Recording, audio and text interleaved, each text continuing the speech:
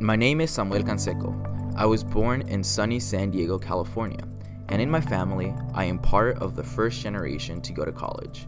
My parents believed that in order to get a better life in this country, I had to attend college. Being a first generation college student for me meant that I had to sit during my school conferences in order to translate for my parents. It meant that I had to wait to get picked up from elementary school at 5 p.m. every day because my parents worked until then. It meant that I had to landscape every Saturday and every summer with my father to earn a living.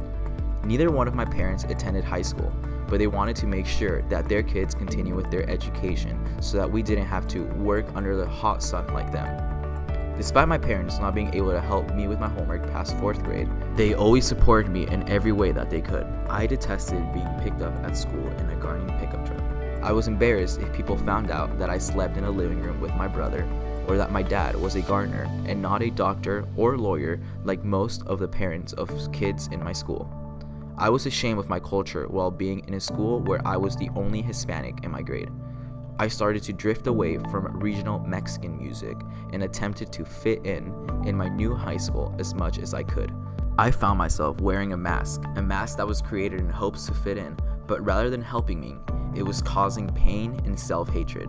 I'd become a completely different person while wearing my mask. I became a ghost. I was lost.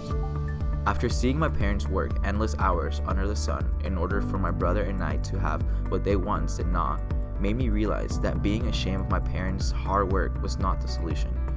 It was time for me to remove my mask. I then returned to my true rooted self and continued to listen to my Spanish music. I began to be a chambelán at quinceañeras and wasn't afraid to show people of who I was. Being rooted to my culture brought me joy for the first time while being in a predominantly white school, so I became a regional Mexican band singer and the vice president of my school.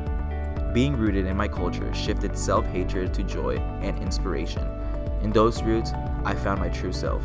Rooted, I am a successful, maskless, unashamed Mexican American.